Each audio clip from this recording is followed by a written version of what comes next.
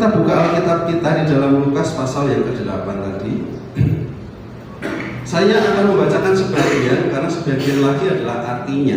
Nah, karena artinya itulah yang akan kita gali. Ya.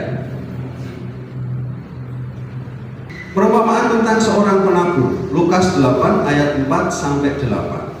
Ketika orang banyak berbondong-bondong datang, yaitu orang-orang yang dari kota ke kota menggabungkan diri pada Yesus, berkatalah ia dalam suatu perumpamaan. Ada seorang penabur keluar untuk menaburkan benihnya.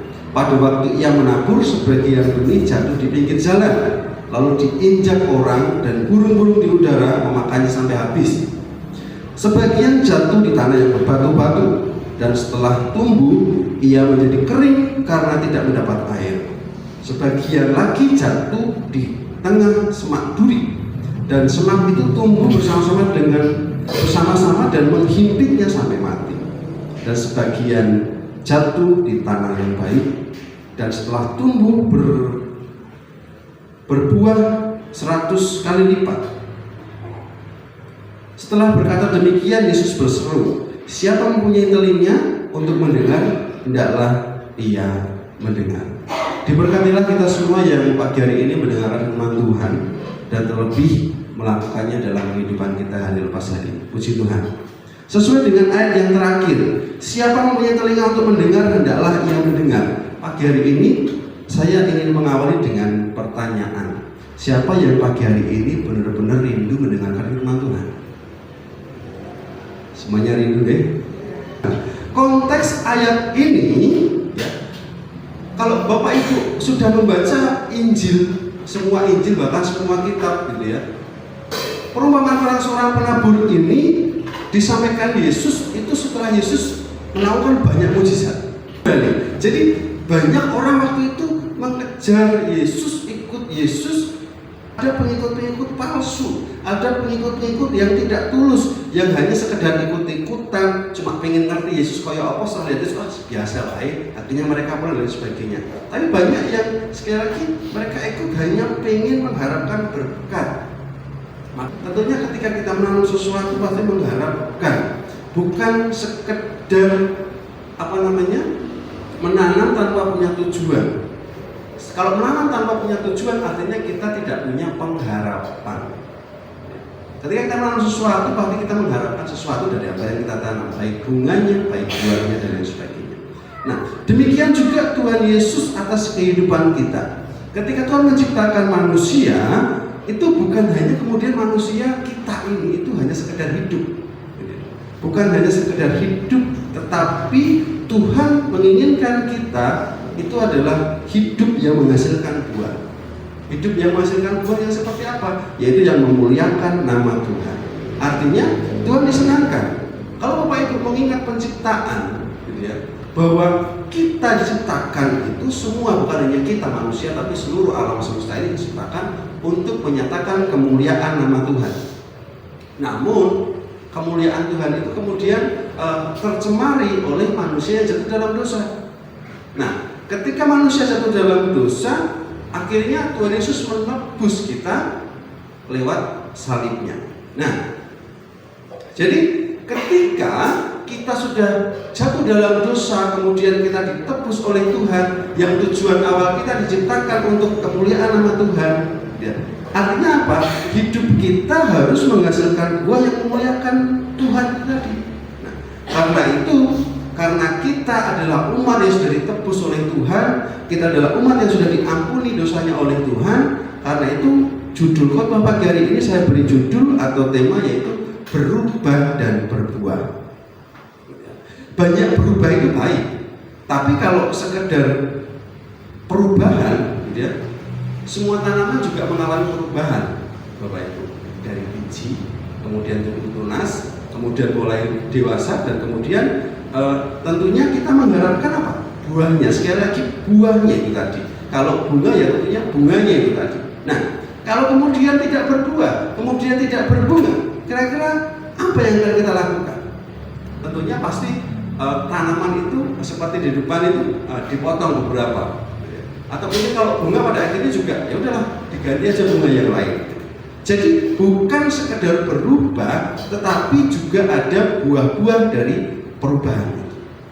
Dan ingat Bapak Ibu, yang seharusnya kalau yang namanya orang Kristen, ini diterapkan dalam kehidupan iman Kristen kita, orang Kristen itu harusnya berbuah setiap waktu, tidak mengenal waktu atau tidak mengenal musim. Kalau Bapak Ibu mengingat perumpamaan, bukan perumpamaan tapi ini kejadian nyata atau dalam firman Tuhan, yaitu ketika Yesus mengutuk pohon ara. Kenapa Yesus mengutuk pohon ara?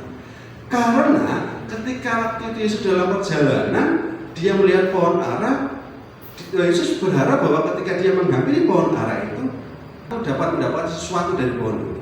Namun ketika Yesus datang mendekati pohon ara itu, tidak ada satupun buah dari pohon ara itu. Apa yang terjadi Bapak Ibu? Pohon ara itu dikutuk dan kemudian menjadi kering. Pertanyaannya adalah, mengapa pohon ara itu dikutuk oleh Tuhan Yesus? Padahal jelas-jelas ayat itu di dalam Matius pasal 21 itu mengatakan itu bukan musim buah pohon ara. Kan konyol ya, bukan musimnya rambutan tapi kita mengharapkan rambutan. Nah, tapi masalahnya Bapak Ibu yang perlu kita tahu bahwa sekali lagi buah ara itu adalah buah yang spesial. Karena apa? Buah ara itu pohonnya itu tidak mengenal musim. Jadi dia berbuah sepanjang tahun. Itu harusnya pohon ara yang sehat. Gitu ya. Jadi mungkin memang pada waktu musim-musim tertentu maka buah pohon ara itu menjadi banyak. Tetapi di waktu-waktu yang biasanya buah ara itu tetap ada buahnya. Karena apa? Tidak mengenal musim dan selalu berbuah, meskipun tidak banyak. Nah, ini yang kemudian menjadi perhatian Yesus. Maka ketika Yesus di sana, ia kecewa. Sebab apa? Tidak ada buah yang bisa dinikmati. Makanya kemudian Tuhan mengutuk. Percuma kalau kemudian Bapak Ibu melihat dalam perumpamaan yang lain juga, gitu ya. Percuma pohon ara itu hidup di tanah, artinya hidup dengan percuma, gitu ya. Nah, ini juga menjadi perhatian kita semua, gitu ya. Bahwa ini adalah gambaran hidup kita Bapak Ibu sekalian. Kita sudah menanam buahnya, kita menanam bijinya, kemudian mengharapkan buahnya, tapi sekian lama kemudian tidak menghasilkan buah yang ngakunya bertobat. Maka kemudian kalau kita melihat bukan Tuhan kejam, tapi sebenarnya kita lah yang keterlaluan karena kita tidak menghargai pengorbanan Yesus itu. Nah, sehingga apa? Membuat Yesus sedih. Kalau kita melihat apa kurangnya Tuhan kasihnya kepada kita, apa kurangnya kasih Tuhan kepada Bapak Ibu sekalian. Kalau kemudian sampai kita dihukum dalam api, kira-kira siapa yang salah? Ini menjadi cerminan buat kita, direnungkan dalam hati kita masing-masing. Ingat sekali lagi bahwa Tuhan itu menyelamatkan kita dengan Tuhan memiliki pengharapan dan menghendaki bahwa supaya kita berbuah selalu, bukan hanya sekedar daun-daunan atau musiman. Nah, pertanyaan selanjutnya adalah apa sebenarnya yang menjadi penyebab orang itu tidak bisa menghasilkan buah dalam hidupnya? Kalau melihat dari perumpamaan tentang seorang penabur ini, maka yang menjadi PR-nya adalah tanahnya. Tanahnya Bapak Ibu. Nah, kalau dikontekskan dalam kehidupan manusia, maka itu adalah hati manusia. Hidup kita ini adalah tanah itu. Nah, seperti di awal tadi tentunya bahwa penabur itu mengharapkan buah yang baik. Dan pagi ini juga sama. Hasilnya nanti akan terlihat setelah Bapak Ibu mendengarkan firman Tuhan pagi hari ini, dan ketika pulang ke rumah dan dalam hidup sehari-hari, ada nggak perubahan dalam hidup kita? Nah, tentunya perumpamaan seorang penabur ini mungkin Bapak Ibu sering mendengarkannya. Tapi pagi hari ini saya berdoa Bapak Ibu mendapatkan rema yang baru dari firman Tuhan, sehingga Bapak Ibu bisa bawa pulang dan lakukan dalam kehidupan. Nah, saya jelaskan Bapak Ibu bahwa pagi hari ini perumpamaan tentang seorang penabur yang lebih nyata adalah bahwa penabur itu adalah Tuhan Yesus sendiri, dan tentunya juga Tuhan memakai setiap pelayan Tuhan, yaitu para hamba Tuhan, para pendeta, para nabi, kalau pada masa itu para rasul gitu ya. Dan yang namanya benih yang ditabur itu jelas tadi di sana dikatakan adalah yaitu firman Tuhan. Jadi benih yang ditabur oleh penabur itu adalah firman Tuhan. Seperti pagi hari ini saya sebagai penabur, sebagai hamba Tuhan menabur benih itu, yaitu benih firman Tuhan. Dan yang menjadi tanahnya adalah Bapak Ibu sekalian, saudara sekalian. Nah, tanah seperti apa atau hati dan hidup kita itu seperti apa? Nah, kita akan bercermin dari 4 macam tanah yang tadi ditaburi tadi. Tanah seperti apa hati dan hidup kita ini? Nah, kita akan belajar secara lebih cepat dan singkat.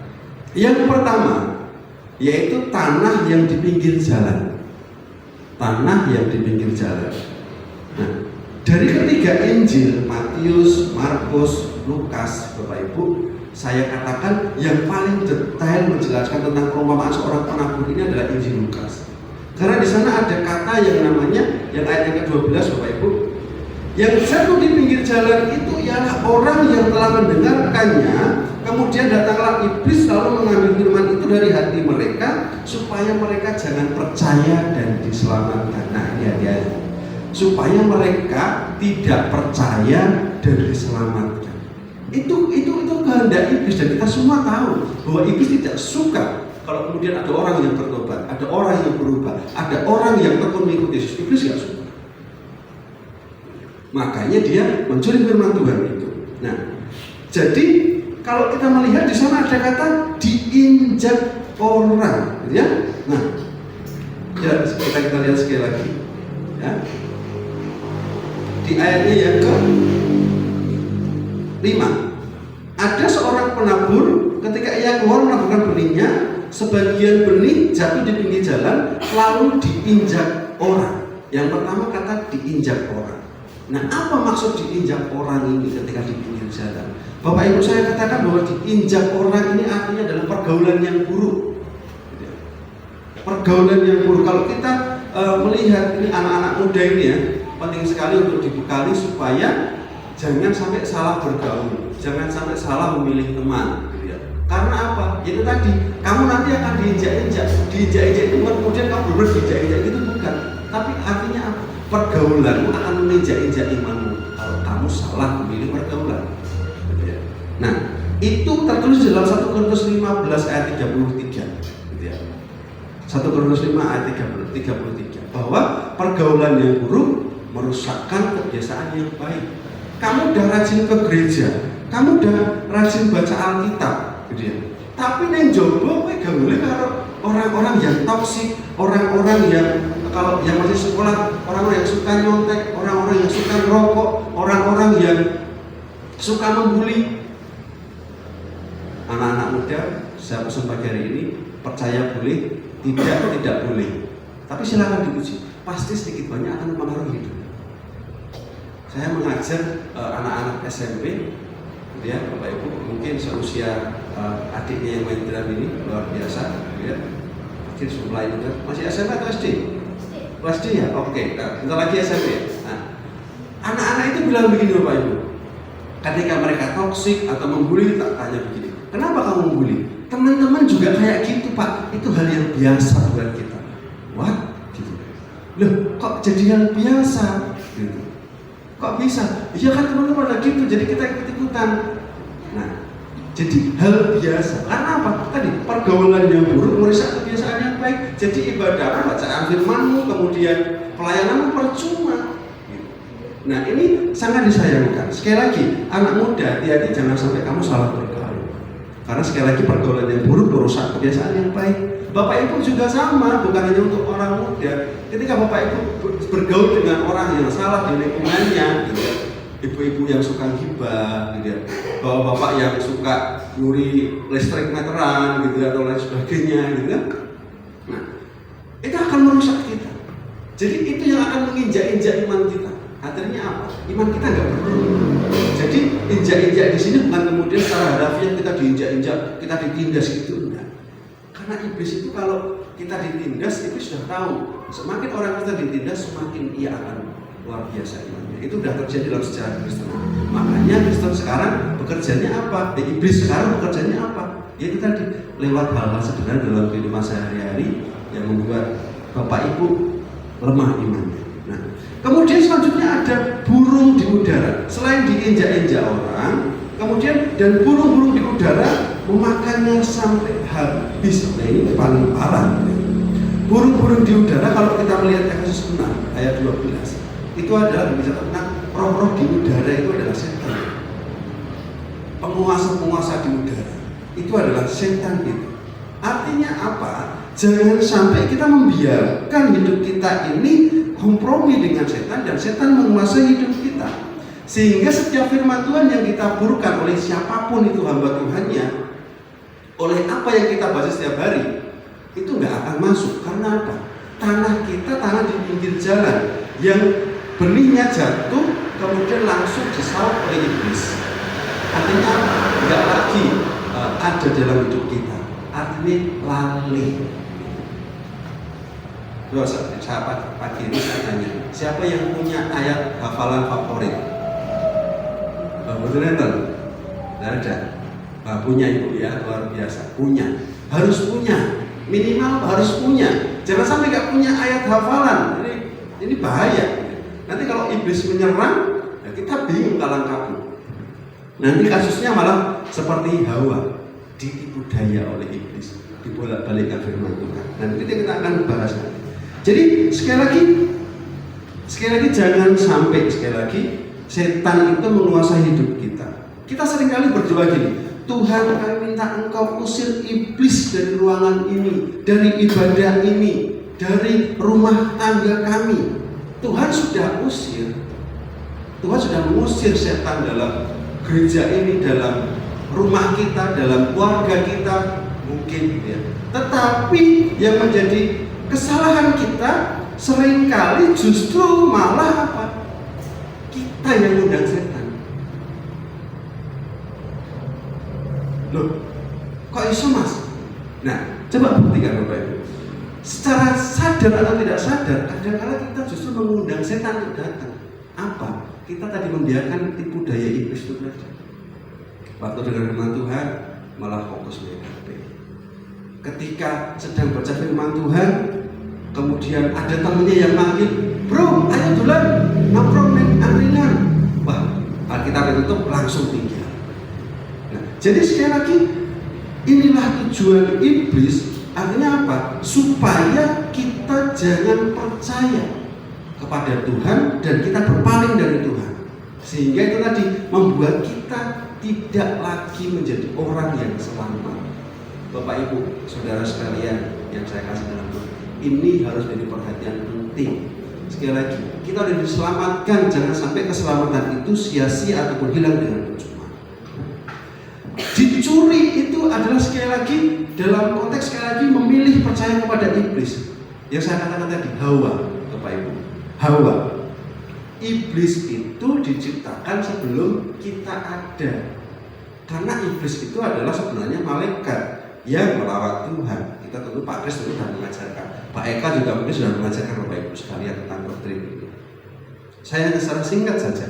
Jadi setan itu kemudian nggak mungkin dia nggak ngerti firman Tuhan. Artinya apa? Setan itu juga paham firman Tuhan. Hanya bedanya firman Tuhan yang didengar iblis nggak dipercaya. Iblis tahu firman Tuhan Bapak Ibu, tapi dia nggak percaya firman Tuhan itu. Dan dia nggak percaya kepada Tuhan itu. Nah, jadi akhirnya apa? Iblis menggunakan firman Tuhan itu untuk memutarbalikkan kebenaran firman Tuhan seperti yang terjadi kepada Hawa. Sehingga apa? Pada akhirnya Hawa terjebak dan akhirnya jatuh dalam dosa. Hati-hati. Seringkali kita ngaku tahu firman. Arti firman Tuhan ini mau tahu, iya, ini firman Tuhan itu. Terus kemudian ketika mungkin Pak Engel lagi khotbah, khotbah Pak Engel biasa, aku sering ngomong, oke, mungkin begitu. Ya. Nah, tetapi ingat, jangan sampai kemudian firman Tuhan itu diputar balikkan oleh iblis, sehingga kita dibuat rancu. Hati-hati. Saya dan istri seringkali berdebat firman Tuhan. Istri seringkali bilang begini, sampean itu loh Mas, jangan mentang-mentang tahu firman Tuhan gitu. Jadi kalau sudah ada sesuatu yang di sekitar itu bisa bilang, jangan mentang-mentang tahu firman Tuhan kemudian memutar balikan gitu loh. Bukan memutar balikan, tapi ini adalah firman. Kalau Matius itu menambahkan satu kata, yaitu dengan kata tidak mengerti gitu ya. Kita baca, Bapak Ibu silahkan mendengarkan, saya bacakan ya. Oke. Ayat yang Matius pasal 13 ayat 13 berkata demikian. Itu sebabnya aku berkata kepadamu dalam perumpamaan kepada mereka, karena sekalipun mereka melihat, mereka tidak melihat, sekalipun mendengar, mereka tidak mendengar dan tidak mengerti. Nah, ada kata tidak mengerti. Kalau tidak mengerti itu, saya selalu berkata kepada murid-murid saya dan jemaat yang saya pelayanan dimanapun, saya selalu berkata, Bapak Ibu sekalian, kalau panjenengan tidak mengerti tentang iman Kristen, jangan ragu-ragu untuk bertanya kepada Bapak Ibu pendetanya. Jangan malah diam saja. Kepada anak-anak di sekolah pun saya juga sampaikan sama bahwa jangan diam saja, tanya kepada yang lebih ngerti. Nyuwun sewu, kita pengen pura-pura bodoh atau pengen pura-pura pintar? Nah, ini menjadi perenungan kita. Ingat sekali lagi, iman itu dipelajari, tidak hanya sekedar diikuti. Ya. Jadi kalau iman yang kita ikuti benar, nyuwun sewu. Kalau ternyata iman kita salah, tentunya tujuan hidup kita pun juga nanti juga menjadi salah. Jadi jangan sampai iman kita, kepercayaan kita itu menjadi bulan-bulanan permainan iblis, sehingga kita apa? Ditipu daya oleh iblis dengan mudah. Karena apa? Kita tidak paham firman Tuhan, kita mau bertanya pada pendeta, akhirnya apa? Firman Tuhan itu dibolak-balik sehingga kita salah mengerti firman Tuhan. Nah, ini adalah tanah di pinggir jalan. Hati-hati. Ya. Nah, tanah yang kedua yang menjadi cerminan buat kita adalah tanah yang berbatu. Kalau yang pertama tadi tanah di pinggir jalan itu karena dicuri oleh orang dari luar, gitu. Jadi di pinggir jalan itu oleh pergaulan, kalau dicuri burung itu oleh iblis. Nah, itu dari sesuatu di luar kita. Tapi di poin yang kedua sampai yang keempat itu adalah dari dalam hidup kita. Tanah yang berbatu. Ketika Injil mencatat menerimanya dengan gembira. Ayat yang ke-13 mengatakan demikian. Yang jatuh di tanah yang berbatu-batu ialah orang yang setelah mendengar firman Tuhan menerimanya dengan gembira, tetapi mereka tidak berakar. Mereka percaya sebentar saja, dalam masa pencobaan mereka menjadi murtad. Nyuwun sewu Bapak Ibu, kalau boleh saya bertanya, adakah jemaat di sini yang sudah murtad? Di catatannya ada. Maksudnya dulu-dulu gitu ada anak Tuhan yang kemudian mungkin menikah beda iman, terus kemudian meninggalkan Tuhan. Ada ya Bapak ya? Oh, tidak ada? Oh, ada. Ya, mungkin sudah lama kemudian. Nah, ini menjadi perenungan buat kita. Nah, menerimanya dengan gembira. Ini pesan khusus untuk anak-anak muda sekali lagi. Anak-anak muda sekali lagi senang main gadget, ya toh? Senang lihat Instagram, lihat story, dengerin YouTube rohani, gitu ya. Nge-like firman Tuhan yang di-share di media sosial seperti itu. Kemudian kita men-sharingkannya di status kita. Namun kemudian pertanyaannya, dilakukan nggak firman Tuhan itu? Bapak Ibu juga sama. Ketika membaca firman Tuhan, kemudian firman itu dilakukan nggak dalam kehidupan? Atau cuma sebagai perenungan aja? Nah, pertanyaannya buat apa? Apakah dengan kita men-share ayat Alkitab di status kita kemudian biar kita kelihatan rohani? Iya, kelihatan rohani bagus. Tapi kalau kemudian tidak dilakukan firman Tuhan yang kita bagikan itu, maka apalah gunanya? Maka semuanya menjadi percuma. Jadi jangan sampai kita membohongi diri kita sendiri, orang lain, dan terlebih Tuhan. Jangan cuma kita senang dengan ayat-ayat tertentu yang bagus kemudian kita men-share, tapi kita nggak mengerti ayat itu, kita nggak melakukan ayat itu. Nah, yang muncul, yang sepuh-sepuh juga sama. Kadang-kadang seringkali senang mendengarkan khotbah-khotbah yang semangat, yang memberkati dan sebagainya. Tapi setelah pulang dari gereja dilakukan nggak? menikmati berkat itu enggak? Nah, ini menjadi perenungan buat kita. Mengapa firman Tuhan yang kita dengarkan sampai hari ini mungkin tidak bertumbuh dan mungkin pula tidak menghasilkan buah? Karena sekali lagi, hati kita dipenuhi, mungkin ya Bapak Ibu, ini menjadi cerminan buat kita, mungkin dipenuhi dengan batu kebencian, kerikil kecokakan, batu-batu yang keras hati, keras kepala, mungkin juga mutungan gitu. Nyon sewu, saya 2 kali kesini itu jemaatnya agak lumayan banyak, kurang lebih ada sekitar 30-50 orang gitu. Nah, pagi hari ini saya lihat lebih sedikit. Nah, ini apa penyebabnya? Nah, itu menjadi PR Bapak Ibu sekalian. Nah, untuk sama-sama tadi memperhatikan sesama saudara seiman. Nah, ini yang kemudian menyebabkan penyakit. Karena apa? Ada kerikil-kerikil kepahitan, kerikil-kerikil sakit hati yang kemudian menghimpit firman Tuhan itu tadi. Sehingga apa? Kemudian tidak menghasilkan buah. Jadi solusinya apa? Buang batu-batu itu. Ayo lihat, kalau Bapak Ibu mungkin di rumahnya, di depan rumahnya ada tanah atau yang punya kebun di sawah gitu ya. Kalau lihat ada batu kerikil di tanahnya, kira-kira apa yang dilakukan? Diambil, disingkirkan. Gen opo? Gen nggak mengganggu pertumbuhan tanaman itu. Dan ini benar, tanah hati kita pun juga sama, perlu diopeni juga. Biar apa? Menghasilkan dengan maksimal. Jangan kemudian kita beralasan, aduh mas, aku selalu hati teman. Gak iso, aku semutung karo Pak Pendeta, aku semutung karo para pemusik gereja, terus aku ora main musik gereja, aku semutung karo tim pelayan gereja, aku ora tau dikasih kesempatan, sekali dikasih kesempatan dipaidu. Terus aku gak mau lagi pelayanan, aku gak mau lagi ambil bagian dalam panitia Natal, soalnya nek panitia Natal itu ribut soal panganan terus. Jadi artinya apa? Sekali lagi jangan beralasan untuk kita bilang bahwa sulit mengampuni, tidak bisa memaafkan, wah ribet, susah, sulit dilakukan. Sekali lagi kembali pada niatnya. Niat kita mau berubah enggak? Niat kita mau berbuah enggak? Nah, inilah kekristenan yang hakikatnya kebenaran. Apa? Kalau kita melihat apa yang disampaikan Yesus bahwa kuk yang dipasangkan Yesus itu ringan. Sehingga sekali lagi Yesus mengharapkan kita menghasilkan buah.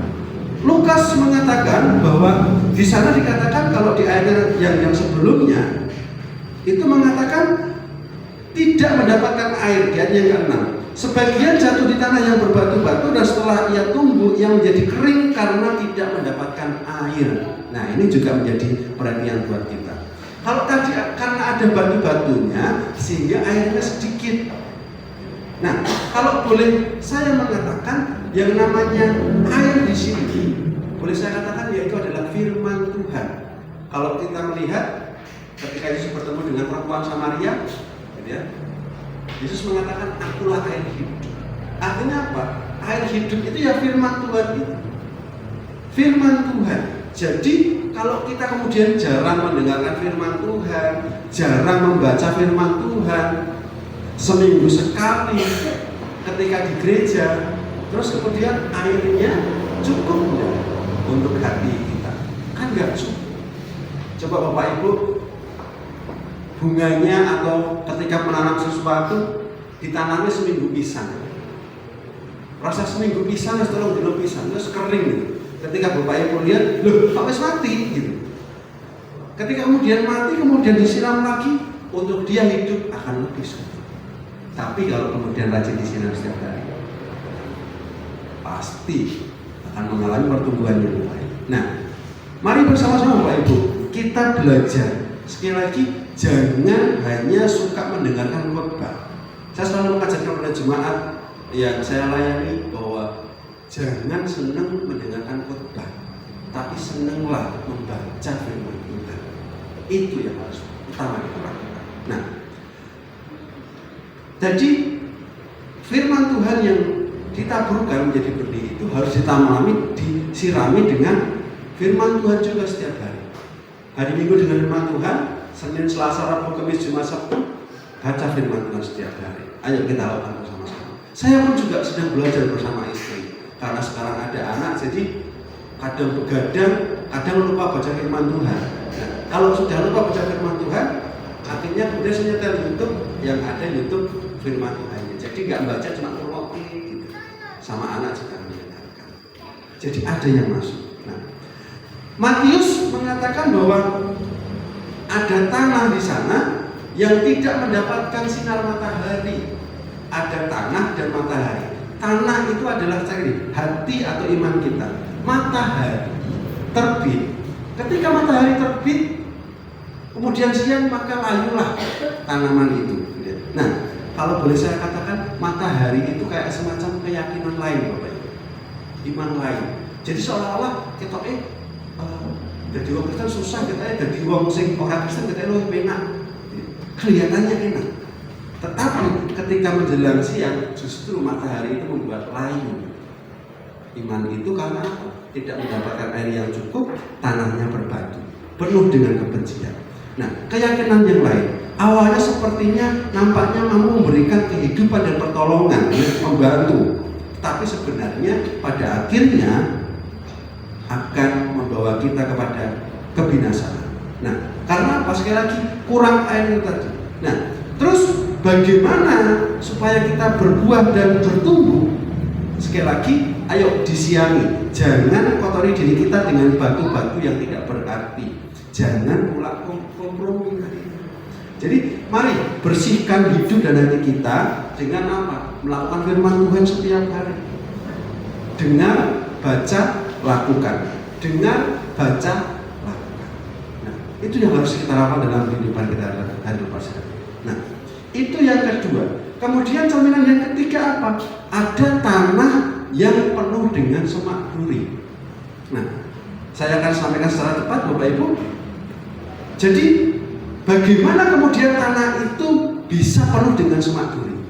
Tentunya kalau Bapak Ibu punya kebun, tiba-tiba muncul duri, kok bisa akhirnya banyak durinya karena apa? Dibiarkan. Enggak, ketika tumbuh duri kok enggak segera disiangi, enggak segera dibabat, enggak dibersihkan, ya pada akhirnya akan semakin banyak duri. Nah, jadi tanah itu bisa penuh semak duri karena apa? Tidak diurusi, tidak pernah disiangi, tidak pernah disobong. Jadi akhirnya alas itu, kebun itu menjadi rimbun, menjadi alas yang penuh dengan semak duri.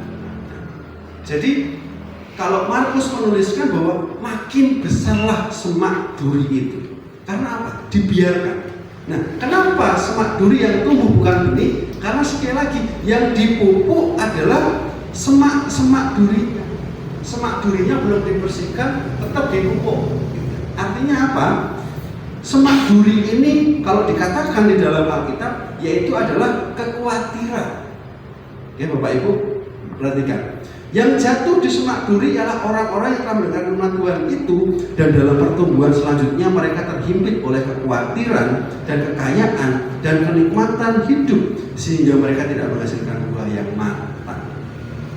Nah, ini menjadi perenungan buat kita, cerminan buat kita. Hatiku koyok apa ya? Koyok sing tanah yang apa tadi? Di pinggir jalan, tanah yang berbatu, atau tanah yang penuh dengan semak duri. Kalau mungkin hati kita penuh dengan semak duri, maka harus segera dibersihkan. Jangan sekali lagi kekhawatiran, hal-hal tentang duniawi, kemudian perkara-perkara duniawi itu membuat kita jauh dari Tuhan. Karena apa? Kita fokus memusingkan diri, piye cara makan, piye cara bayar sekolah, piye cara untuk jodoh, piye cara untuk kerja. Kita lupa bahwa hidup kita itu di tangan Tuhan. Saya dan istri juga, sekalipun kita melayani Tuhan, mungkin juga sempat atau pernah mengalami kekhawatiran. Tapi bersyukurnya adalah selalu diingatkan oleh firman Tuhan. Jadi ketika mulai khawatir, wah besok apa sebenarnya, meh susu teh, wah belum anak duit gini, akhirnya kita berdoa. Dan sangat Tuhan memberkati kami itu luar biasa. Jadi sekali lagi, jangan sampai kekhawatiran hidup kita itu kemudian menghimpit iman kita sehingga iman kita tidak berbuah. Nah, semak duri itu apa? Kalau kita melihat Galatia pasal 5 ayat 19 sampai 21 mengatakan perbuatan daging itu telah nyata, banyak sekali, percabulan, kecemaran hidup, ya toh? Terus kemudian apa? saling menyakiti, saling melukai. Nah ini jangan sampai ada dalam kehidupan kita dan terlebih jemaat di tempat ini. Nah, Lukas menuliskan bahwa kekayaan dan kenikmatan hidup mungkin ini sifat manusiawi, gitu ya. Sifat manusiawi yang tentunya pas susah ingat Tuhan, tapi pas diberkati mungkin seringkali kita lupa Tuhan. Padahal tadi siapa yang memberkati kita? Tuhan. Nah, Matius dan Markus mengatakan tipu daya kekayaan dunia. Kalau Bapak Ibu ingat pencobaan Yesus dicobai di padang gurun ketika lapar, kemudian dibawa ke rombongan Bait Allah, diperlihatkan kekayaan dunia. Apa yang dilakukan Yesus? Yang dilakukan Yesus adalah melawannya dengan firman Tuhan. Lihat, Tuhan Yesus melawan pencobaan, melawan setan dengan firman Tuhan. Karena iblis juga memakai firman Tuhan, cuman dibolak-balik. Nah ini menjadi sekali lagi perhatian buat kita. Jangan sampai kita nggak pernah membaca firman Tuhan atau kita lalai baca firman Tuhan sehingga kita menghadapi pencobaan, kita lupa firman Tuhan itu, atau kita salah mengerti firman Tuhan itu karena dibolak-balikkan sama iblis. Tapi ketika kita mengerti firman Tuhan dalam keadaan apapun iblis menyerang kita akan bisa melawannya. Sebab apa? Kita mengerti kebenaran itu. Sekali lagi, jangan sampai firman Tuhan itu tidak menjadi pedoman hidup kita. Jangan malah prinsip-prinsip dunia yang kita andalkan. Tentunya yang tidak sesuai dengan firman Tuhan. Dan catatannya, jangan pilih-pilih melakukan firman Tuhan. Jangan ayat disenangi toh, atau mungkin ayat yang bagus toh yang didengarkan, yang tidak bagus dilupakan.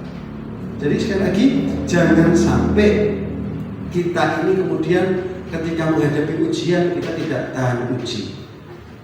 Nah, menjadi perhatian buat kita sekali lagi bahwa pencobaan atau ujian yang kita hadapi itu sebenarnya Tuhan izinkan dalam hidup kita itu apa? Untuk memurnikan iman kita. Nah, benar atau tidak bahwa Tuhan ingin melihat kita, ya. Jadi Tuhan ingin melihat kita benar atau tidak bahwa anak-anakku ini mengandalkan aku, percaya kepada, makanya apa? Tuhan mengizinkan pencobaan, Tuhan mengizinkan ujian itu terjadi dalam hidup kita.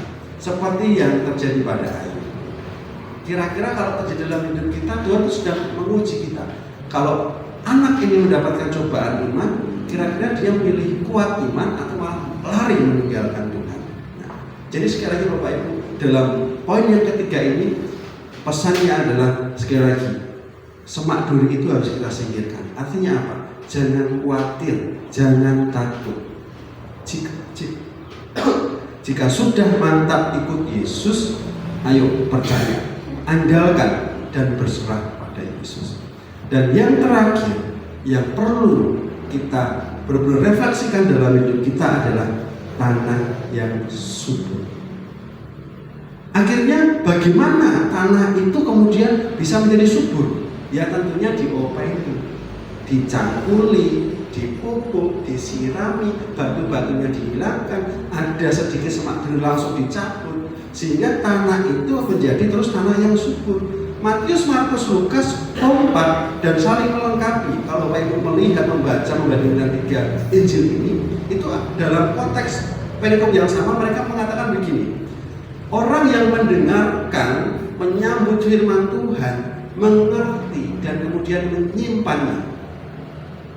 Nah, kemudian apakah cukup dengan menyimpannya? Tidak, jelas tidak. Selanjutnya adalah melakukannya dan menghidupi firman Tuhan itu dalam kehidupan kita hari lepas hari. Mungkin Bapak Ibu bertanya, mana Mas? Nggak ada tulisannya di sini. Kalau Bapak Ibu melihat di Lukas 8 ayat 15, di sana ada kata ketekunan. Lihat, yang jatuh di tanah yang baik itu ialah orang yang setelah mendengar firman Tuhan itu menyimpannya dalam hati yang baik dan mengeluarkan buah dalam ketekunan. Ada kata ketekunan di sana. Nah, ketekunan inilah ketekunan melakukan firman Tuhan. Ketekunan menghidupi firman Tuhan. Nah, mengapa orang yang mengerti firman Tuhan, orang yang menyambut firman Tuhan, orang yang menyimpan firman Tuhan, orang yang mendengar firman Tuhan dengan baik, itu kemudian menghasilkan buah? Karena sekali lagi, karena orang yang mengerti itu tentu tentunya akan melakukan apa yang ia ngerti, apa yang ia tahu, apa yang ia pahami.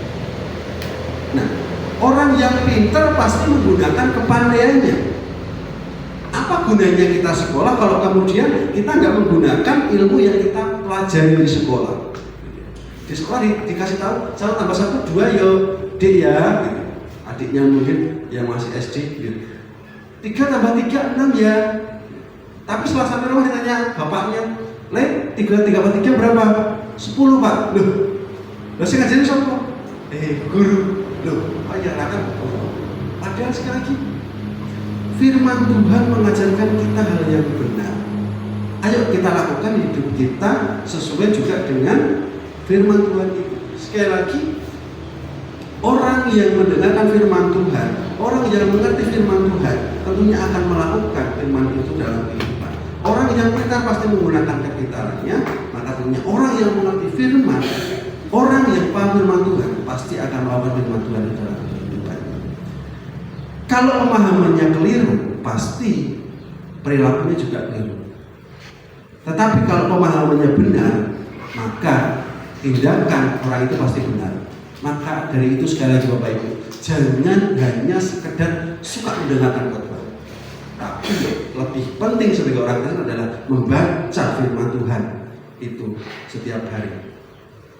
Alkitab kita penting sekali. Nah, jadi ayo lakukan dalam kehidupan kita.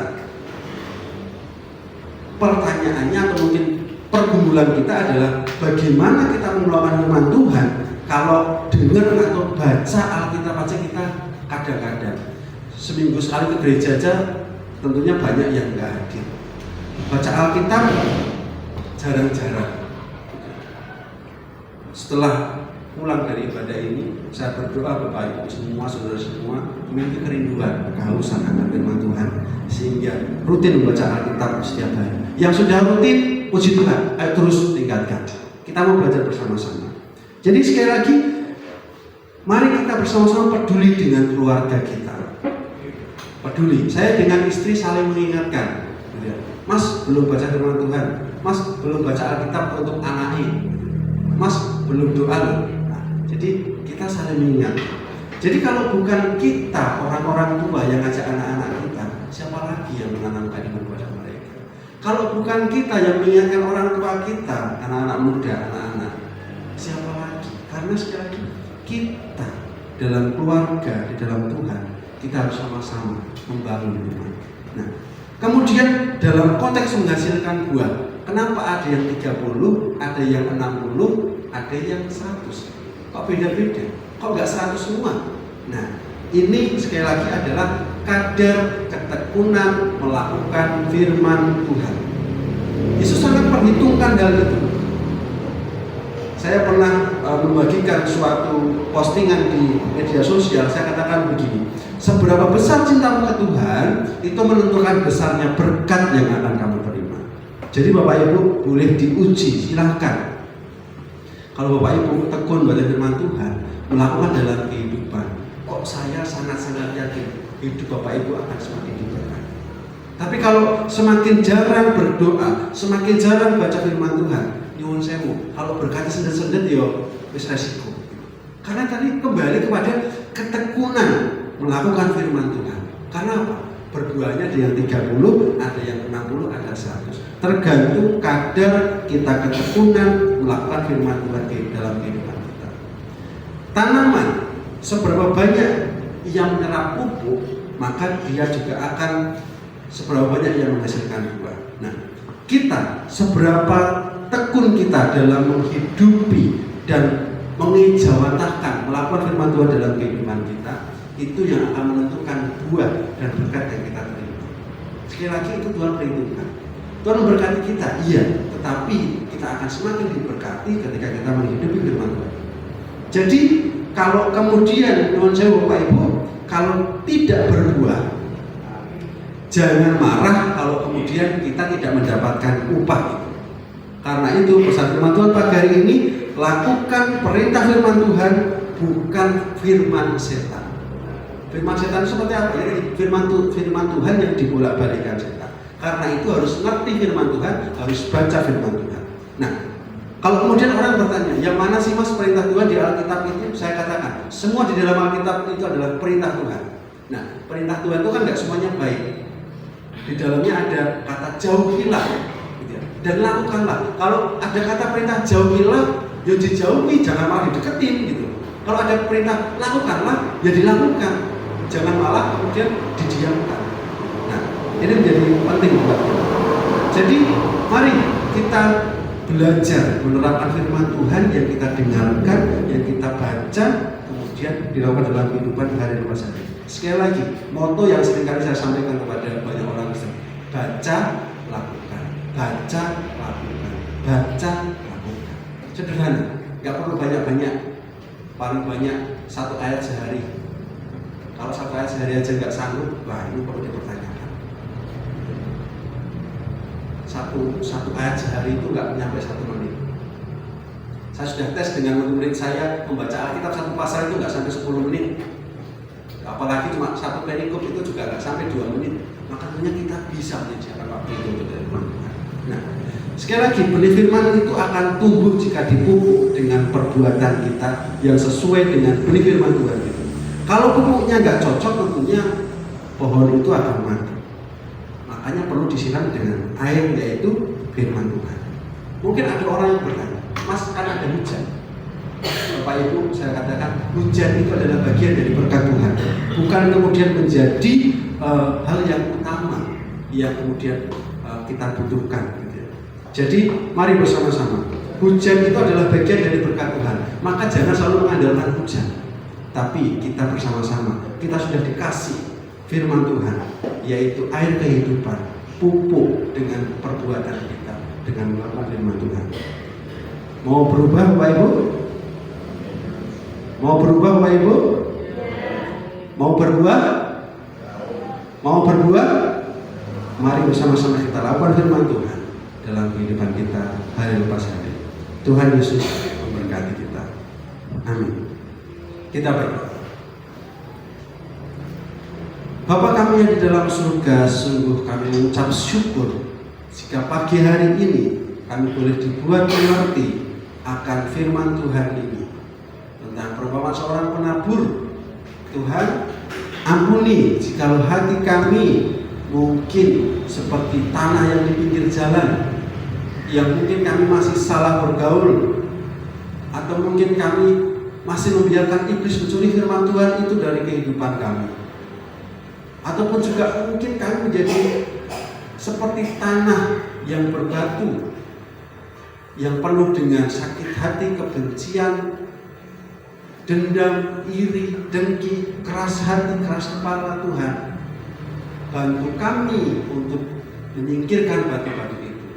Bantu kami untuk bisa melepaskan pengampunan dan melupakan kesalahan pada orang-orang yang telah menyakiti kami, dan ajar kami untuk mengasihi mereka. Tuhan, jikalau kami seperti tanah yang penuh dengan semak duri, Tuhan, ampuni kami jikalau kami seringkali khawatir perkara-perkara duniawi justru lebih kami fokuskan. Ampuni kami ya Tuhan. Mulai saat ini kami mau kembali kepada firman Tuhan, dan kami mau singkirkan setiap hal yang menghimpit iman kami. Kekhawatiran, perkara-perkara duniawi kami mau hancurkan, kami mau singkirkan dari kehidupan kami. Kami mau berfokus kepada apa yang menjadi kehendak Tuhan dalam kehidupan kami. Karena dalam hidup kami mau bersama-sama mengandalkan Tuhan yang adalah Tuhan dan Juru Selamat kami, yang menyediakan apa yang kami perlukan dan butuhkan. Sebab kami di tangan Tuhan yang benar, yaitu Tuhan Yesus Kristus. Kami rindu menjadi tanah yang subur, tanah yang baik, yang bisa menghasilkan buah dalam ketekunan kami Tuhan. Roh Kudus pimpin kami, dan terlebih Tuhan Kau pimpin jemaat di tempat ini, supaya dalam ketekunan iman mereka terus melakukan firman Tuhan dalam kehidupan, sehingga dalam kehidupan mereka menghasilkan buah yang nyata. Ada yang 30 kali lipat, ada yang 60 kali lipat, bahkan 100 kali lipat. Mereka melihat perkara-perkara luar biasa yang Tuhan kerjakan dalam kehidupan setiap jemaatmu sekalian. Terima kasih buat firman Tuhan pagi hari ini. Tuhan sekali lagi memperkatakan firman di dalam kehidupan kami, di dalam nama Tuhan Yesus Kristus. Dan ucap syukur. Amin. Saya kembalikan kepada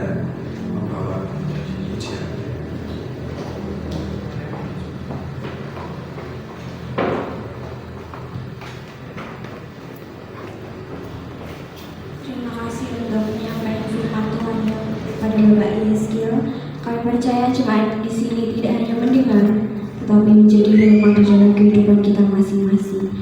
Saat ini kita akan meresponi firman Tuhan pada pagi hari ini. Kita mau angkat pujian firman respon. Tiada lebih indah kami melayani Yesus.